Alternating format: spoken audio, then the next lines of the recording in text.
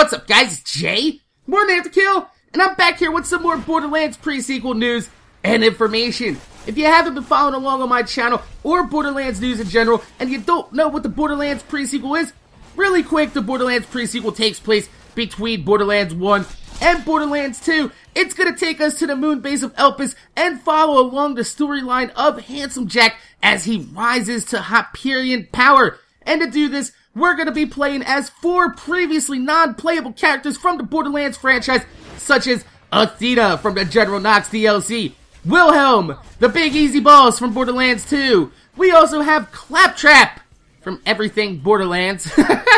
And last but not least, Nisha, the Lawbringer, who is the sheriff of motherfucking Lynchwood. And this game will be releasing this year, October 14th for America, and October 17th for everybody else in the rest of the world. And today, we have seen some brand new footage of the Borderlands Presequel. If you want to go ahead and take a look at that, I'm probably not going to be able to put that up on my channel just yet, because it does belong to IGN, so we will put a link in the description down below. You want to go ahead and check out the 2K developers playing with IGN, checking out some more Athena gameplay. There is some really cool things that we do see inside of this gameplay. And one of the coolest things is one of the biggest topics that we've been discussing in this Borderlands Presequel pre-release coverage. That's which legendary weapons from the Borderlands franchise we should be seeing returning back in the Presequel. And I know there's a lot of people out there that really want a 100% brand new loot pool for this game, but that's probably never gonna happen, especially for the fact that this takes place between Borderlands 1 and Borderlands 2. So seeing a good mix of returning legendaries makes sense, since they wouldn't stop existing, even if they don't make them anymore.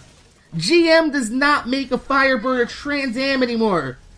That doesn't mean every Firebird or Trans Am that ever was made comes off the road. Except for, Atlas weapons. Cough, cough. Randy! What happened to Atlas? There's no Atlas in Borderlands 2. We see Atlas signs. Those are still left over. Where the fuck do all the Atlas weapons go? But that's not what we're going to be talking about, because inside of the Borderlands Presequel gameplay that we've already showed, we have seen the Bitch, the Herald, and the Neogenator, even though the Bitch was called the Fatale. Hopefully, that's not an Australian censorship type of deal. Andy. So, inside this new gameplay, we see 3 legendary weapons, and 2 of them are making a return from Borderlands 2. So, the 2 that we've seen in this gameplay are the Conference Call and the Maggie. Say what? That's right. These were both very highly used weapons when the game first came out, especially with the Bee. When the Bee was affecting all the multiple projectile weapons out there, the Maggie and the Conference Call were 2 of the go-to weapons that just melt through bosses really, really fast. But even without a Bee, both of these weapons are still very useful up until you reach Ultimate Vault Hunter mode, before the level cap was upped and we got extreme damage resistance and enemies regenerating health and shit. You remember that? Remember when that happened? Yeah, but inside the Borderlands Presequel, the level cap was actually confirmed today in that gameplay to be level 50, which we all pretty much knew anyway, so that's not really that big of a deal. But it's very cool to see some pretty good weapons that were very awesome in True Vault Hunter mode and normal mode making its way back to the Borderlands franchise. Now, it is possible that these weapons are placeholders in the game for other legendary weapons or variations. Like, for example, you remember back when the Moon Dance trailer was going on and they showed the Gub that had ice damage? Everybody's like, it's a Gub! People were like, but it's freeze damage! It's not a Gub! But it's a Gub! But it has freeze damage! Maybe it's a Gub with freeze damage. Well, here it is! Looking like a Gub! With a 100% new skin on it. And surprisingly, it's made by, quote-unquote, a new manufacturer, Scav. Which is the name of the enemies on the moon.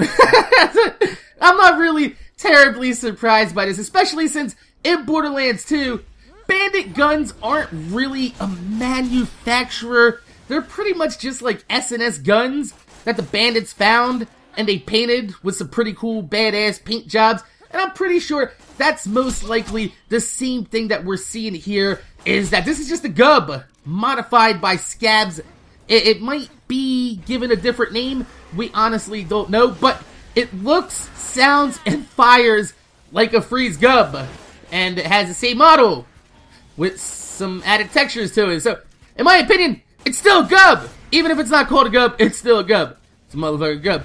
But it looks like inside of the Borderlands canon that they're saying that, you know, bandit and scabs don't really make their own guns. They just kind of add their own shit to the guns that already exist to kind of make them look cool and a little bit more personalized to what they like to be running around with, which is kind of funny because remember the gub was Argyle texture. They even pointed it out in the Moondance trailer. It's all Argyle and shit. Remember that shit was like all flashing, right? And then now it's not Argyle anymore. That's it's kind of shitty. But the Argyle texture means that whoever was owning the gub, probably Lainey, she just textured that with some with an Argyle sock texture, and that's one classy ass bandit, isn't it? That's as we said before, that's dapper as fuck. Where's the dapper Claptrap? There he is. But speaking of Claptraps, we also see that scavengers do modify more than just weapons. They modify Claptraps too, and there's a Claptrap owned by scavengers on the moon. His name's Scabtrap. He's just a Claptrap with scavenger parts. And they said that all the Claptraps aren't dead yet inside the pre-sequel, which inside of Borderlands 1, I'm pretty sure we killed all the Claptraps to begin with.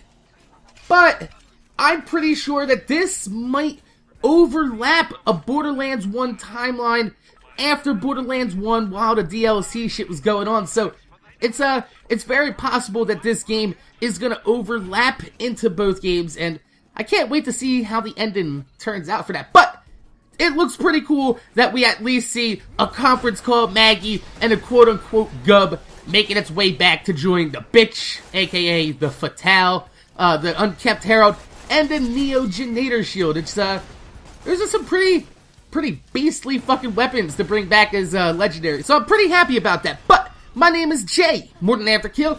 I want to thank you guys for watching. Make sure you guys rate, comment, subscribe. If you could leave a thumbs up on the video, I'd highly appreciate it, because it gives me motivation to make more videos for you motherfuckers that watch my motherfucking videos. This is just a little bit of news and information. Borderlands pre-sequel of some of the legendaries that are coming back, and how the bandit and S&S and scav manufacturers kind of tie in to the Borderlands universe, and pretty much just modified S&S weapons. I think that's kind of cool. So, my name's Jay, MorninAfterKill. Thanks for watching, and I'm gonna see you guys later.